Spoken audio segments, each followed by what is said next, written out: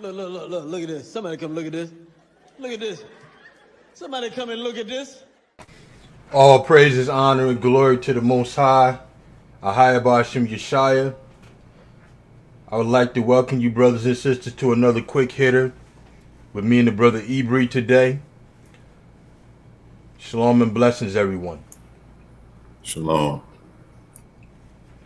So, today we're going to be giving another specific detail on the 400-year prophecy.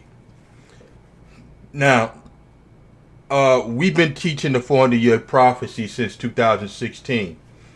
The brother Ibri, he's been studying it since 2012, I believe. Is that correct, brother? Yeah, that's right, 2012. Okay, great. So, the more and more that we study this and the more and more that we bring out information, the Most High reveals the specifics on everything. And yesterday we did a lesson on who exactly was afflicting the children of Israel. And today what the brother Ibri is going to present to you is the exact time that the affliction started while our forefathers were in Egypt. So with that being said, I'm going to pass the mic over to the brother Ibri, and we're going to follow his guide on this one. Here you go, bro. Peace and blessings to everybody in the chat. Thanks for joining in. And tonight we want to be kind of brief and just give you another nugget in the 400-year prophecy. As the brother mentioned, we dealt with who afflicted our people and how that came about. And now we want to show, according to the scripture and according to an extra biblical source, exactly when the affliction started on our people. And like I said, this is not anything that most people don't know. This is just so that everybody could have access to this information so that you could deal with it for yourself and be ready to address it whenever possible. So on that note, we're going to be focusing on when the affliction started, and we're going to start that in the book of Acts. Okay. So I'm going to share my screen. Share my screen here. Now opening up to the book of Acts. We'll screen that. And how's that? Wait a minute, let me magnify it. All right, there we go.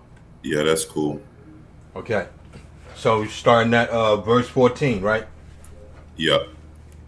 Okay. The book of Acts, chapter 7, verse 14. Then sent Joseph and called his father Jacob to him, and all his kindred, 75 souls. So Jacob went down into Egypt and died, he and our fathers. All right, so this is talking about when Joseph called for his father. This is during the time when Joseph was already ruling in Egypt. He called for his father and the 70 souls, 75, that's 75 people, according to this account, that he called down into Egypt. All right, go ahead. Verse 16. And were carried over into Shechem, and lay in the sepulchre that Abraham brought for a sum of money of the sons of Emor, the father of Shechem. But when the time of the promise drew nigh, which the Most High had sworn to Abraham, the people grew and multiplied in Egypt, till another king arose, which knew not Joseph. All right, so this is a key thing to focus on too.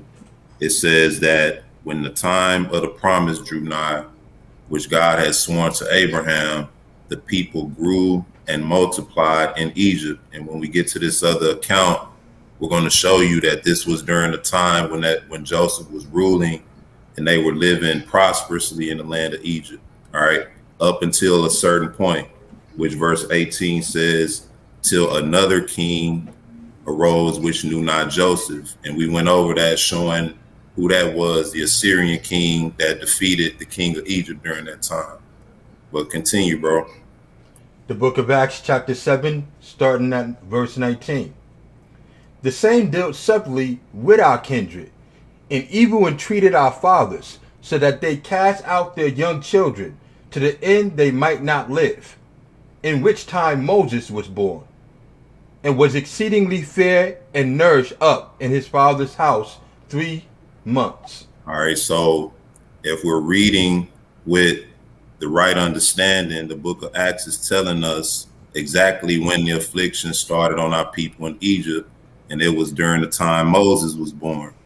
All right, if we start from verse 18 and read down into verse 20 in succession, we'll see that that's exactly what it's telling us.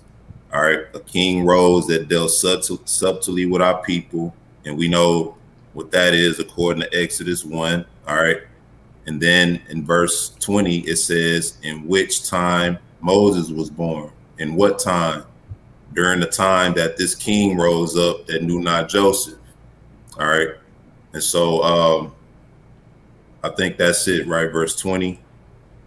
Yes, is the end on that. All right, so now from there, let's go into our account, our extra account in the book of Jubilees. okay. I already have it pulled up. Okay, so we're starting at verse 8. Yeah. All right. Let me see. Okay. Hold on. Read verse 1 and verse 1 and 2 real quick. In the book of Jubilees, what chapter is this? This 46, verse 1. In the book of Jubilees, chapter 46, verse 1. And it came to pass that after Jacob died, the children of Israel multiplied in the land of Egypt, and they became a great nation, and they were of one accord in heart, so that brother loved brother, and every man helped his brother, and they increased abundantly and multiplied exceedingly. 10 weeks of years, all the days of the life of Joseph. All right, so it's telling you right here that from the time Jacob went into Egypt up until the time that Joseph died, they lived abundantly and in peace, and they loved one another. All right, 10 weeks of years, and this is during the life of Joseph. When Jacob went into Egypt, his son Joseph ruled for 71 years from that point. All of that time, they were in Egypt living well. All right, according to this. Verse 2. Verse 2. And there was no Satan, nor any evil all the days of the life of Joseph, which he lived after his father Jacob. For all the Egyptians honored the children of Israel all the days of the life of Joseph. All right, so this puts to bed any idea that the affliction began any time prior to the time Moses was born. All the time during Joseph's life while they were in Egypt, the Egyptians honored the children of Israel. All right, so let's skip down to verse 8. The book of Jubilees, chapter 46, verse 8. And Joseph died in the 46th Jubilee, in the 6th week, in the 2nd year, and they buried him in the land of Egypt, and his brothers died after him.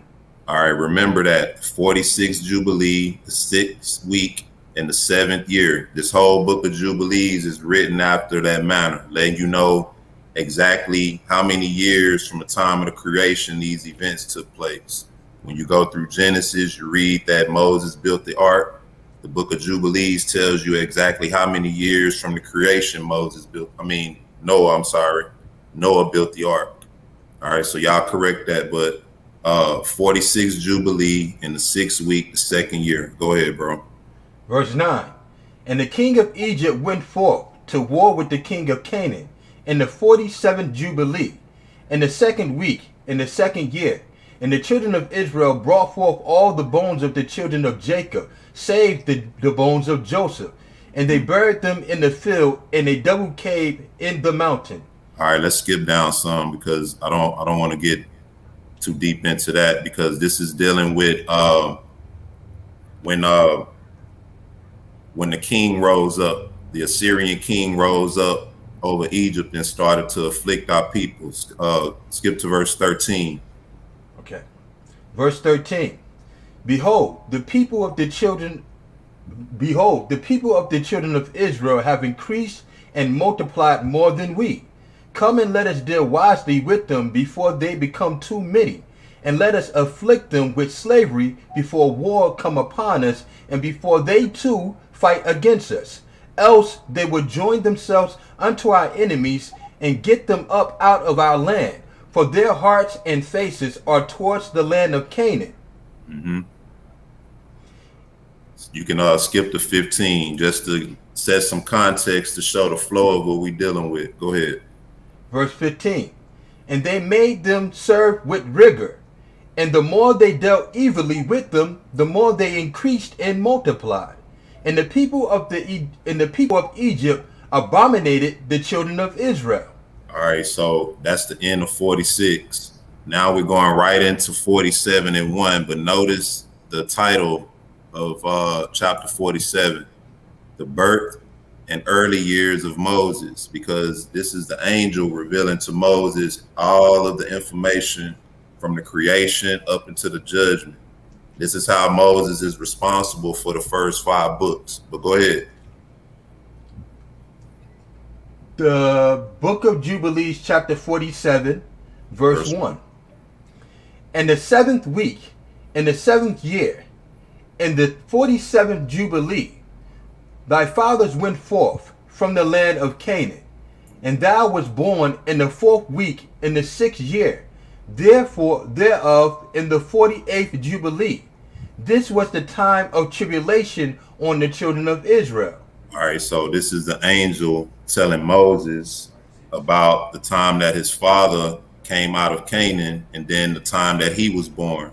He said that thou was born in the 4th week, in the 6th year thereof, in the 48th Jubilee. Then he said this was the time of tribulation on the children of Israel while they were in Egypt, during the time that Moses was born. All right, just like the book of Acts asserts when you read chapter 7. All right, so real quick, in verse 8, it said Joseph died 46th Jubilee in the 6th week in the 2nd year. All right, so a Jubilee is 50 years. So if you do the math, and don't mark me for my if I'm not precise, but if you do the math on this, you're looking at roughly Joseph died 2,344 years from the time of the creation. All right, so let's do that. 344. All right. Down here, Moses, he was born in the 4th week, in the 6th year, in the 48th Jubilee. All right, so if you do the math on that, you're looking at roughly 2,400 years, 2,434 years. All right, so when you subtract that, you end up 90 years. 90 years. So now, like I said, don't quote me if I'm imprecise. Some accounts come up with 60 years, but I'm doing this for a reason. We know that it was 215 years from the time Abraham received the covenant until the time that Jacob went into Egypt. All right. 215 minus 90 gives us 144. All right. Plus you have to minus the 71 years that Joseph lived. Joseph ruled. So you're looking at 54 years. So it was a 90-year period between the time Joseph died until the time Moses was born. All right. 215 years from the time Abraham received the covenant until the time Jacob was born. 215 years minus 71 years. Let's do that. 215 minus 71.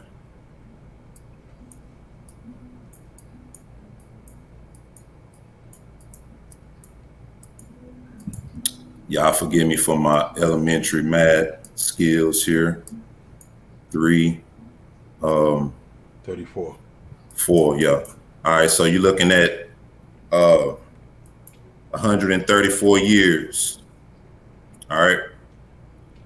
And from that point, you subtract the 90 and you end up with 54. All right. So you're only looking at roughly 54 years of affliction that happened on our people while they were in Egypt. And if I'm wrong, 20 or 30 years or so off.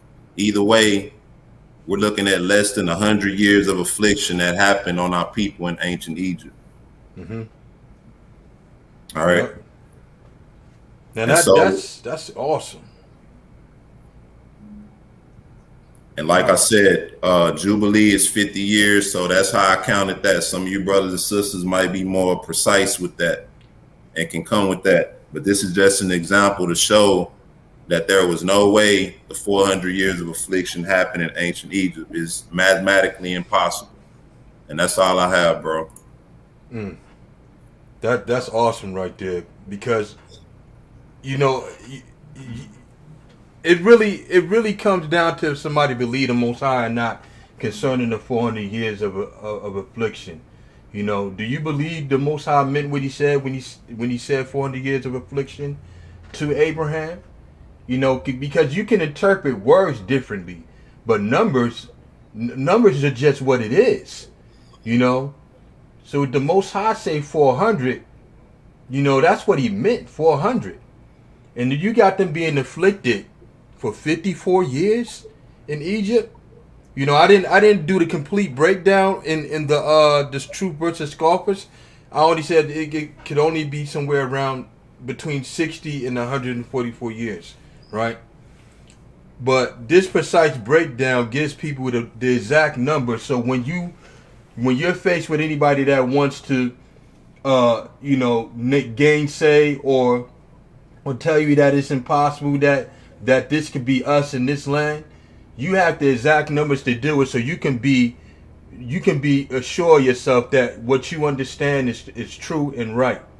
You know, so we got the exact number, 54 years of affliction. That's far off from 400. That's way off from 400. And in the scripture he showed also, it showed that the Egyptians honored the children of Israel all the days of Joseph's life, which we already knew that, you know, on the salt of the earth. But we know that a lot of people want to discredit the extra biblicals. So when we discuss things, we'll stay in the scripture unless we absolutely just trying to chop somebody up. A lot of times we haven't even drawn our swords on brothers, you know, because if we wanted to, you know, we could just cut people up, but we really more so approach it with questions to show them that they can't even answer some of these questions right out of the scripture that they claim to believe in. You know, whether they want to just say they believe in the Old Testament or the New Testament. But a common theme is, as we see, that when you start asking these questions, they start denying the book. You know, the brother Kadar was on Berean show yesterday. What they start doing? Denying the book. Now they over there having the discussion on whether or not the Most High knows everything. You know what I'm saying? So, look, y'all gonna get the truth from us, man. We gonna continue pushing the truth. I want to also say that prayer that the brother Ebri, that should be a consistent prayer that we put out every day as Israelites. You know, we should put that out every day. If you missed the prayer that the brother put out, just watch the video. What was it entitled, brother? Just a prayer for my people, Israel and Judah, prayer challenge. Mm-hmm. Everybody want to do this crate challenge. We putting out a prayer challenge. We challenge every Israelite out there to say this prayer every day. Or one of your own, you know? Yeah, or one of your own. You know? But that's all I have to say on that. That's an awesome lesson, brother. All praises to the Most High. I hope this stuff is edifying. Like I said, we got some intelligent people that tune in, so this is just to help further encourage and edify people.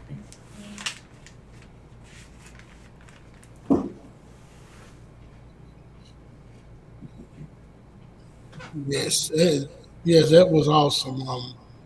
Now, you know, when I was on the Ren's channel, I told him, I said, Salt of the Earth, we got everything covered about this 400-year prophecy. I told them to bring it on. Now they trying to figure out, do God know everything or you don't?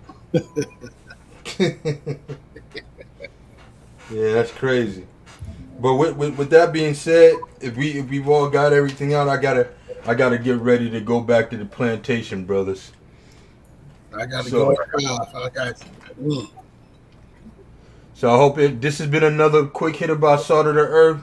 Thanks, Brother Ibri. Thank you, Brother Kadar. All praises, honor, and glory to the Most High. Ahaya Ba'Shem Yeshaya. The water. Thank you, brothers. Shalom. Shalom. Shalom and blessings.